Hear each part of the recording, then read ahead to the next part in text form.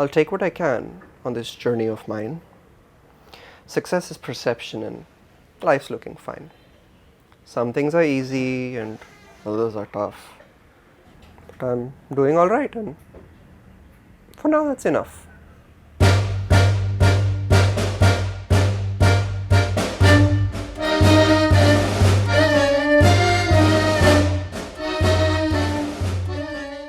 Hi, I am Hopf Patni and I am an arts-based therapy practitioner and I'm on the autism spectrum. It has been a very interesting journey so far, for the most part. When I had gotten my diagnosis at Sassoon Hospital, that was a 99% thing. And back then, I knew that things were a little bit off. I knew that other parents wouldn't want their kids playing with me. I've had other parents threaten my parents to specifically not allow that because what if I make their kids dumb, was their general notation. But I got to also realize over time that the way I interacted socially would be a little bit too,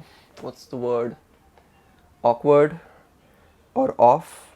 So it kind of became a process of writing down, okay, I just had this. I will ask them, hey, how was my interaction with you? And for the people that I was closer to or I could trust, they would tell me. And that kind of helped me shape how I wanted to continue interacting. I wanted to make sure that I can make a more comfortable presence for those around me. Being normal is what exactly? Being within a certain range that people can describe. I know that there are certain things that I like to do. I know there are certain behaviors. Like in India in general, hugging is not something that people do often. I know I still really like to hug people as my way of greeting them, right? I'm sure you guys are both aware. But that's still something that I will keep as my thing. So I'll have a set of behaviors that I know aren't considered necessarily normal, but I also know that those behaviors are things I like and they help define me as I am. So I will still want them to be a part of what I do, whether or not it is normal.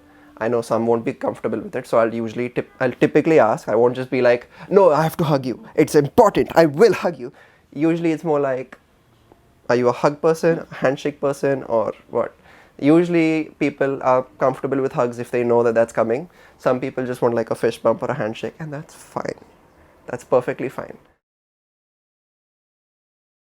Like the sensory issues, people don't quite realize what's going on.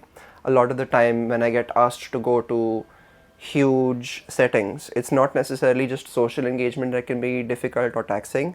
It's all of the noise and all of the light and all of the chaos going on around. It manifests itself as like a physical pain that is almost crushing, and you want to get out no matter what it takes. Whether or not you just want to have to scream to get out, whether or not your brain just stops wanting to do any of the normal social niceties and it just wants to try and flail about, try to just leave location now, or whatever else it takes, right?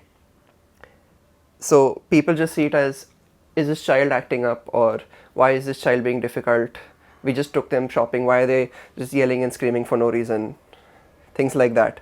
So I get it. It's tricky, and that part is invisible. People think of it as child is just acting up, child is just being difficult.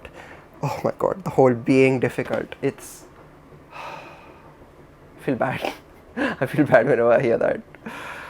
One of my most common forms of stimming has typically been tapping. So I will typically tap my fingers, or I will like just I will make a rhythm, and I will try to have that rhythm play in my head and on my fingers, and I'll try and keep them in sync, and then I'll envision other things onto it, and that allows me to kind of drown out a lot of outside chaos. So I would do that for a while. I've recently started getting into the habit of tapping my foot really fast. That's kind of happening because I'm learning it from other people. A lot of people will say they want their child to be independent, and that is true. They will want their child to be independent. Who doesn't? At the same time, they will also want to make sure that they're constantly there for every part, and to be someone who doesn't let a mistake happen, doesn't let the child make a mistake, doesn't let the child have an issue at any point of time that they need to solve themselves, because they were like, okay, child had a problem, let's try and help them solve it. It's like, okay, that is fine, but you really need to let your child have those feelings, because without it, your child isn't learning how to be independent, how to handle stuff if things go wrong.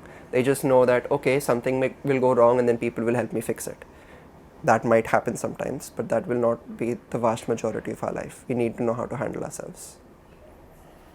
While I would recommend therapies, I personally did not go to any therapist growing up, because for the most part growing up, my parents weren't fully sure what it was. Autism was only really discovered later on down the line. At first, it was considered to be just ADHD. It must just be ADHD. It must just be like focusing trouble, something like that. And while I also do have ADHD, that kind of made it hard for them to know. So my dad took it upon himself to kind of do a lot of the things that I actually see therapists doing nowadays.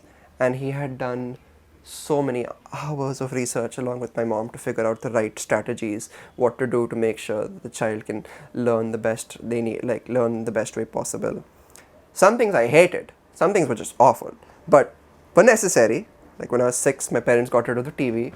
It's like, that's not fair.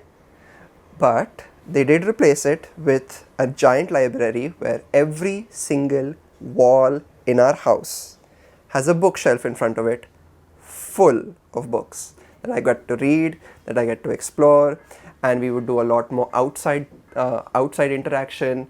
I'd get to learn that way. I wouldn't have to just sit at home.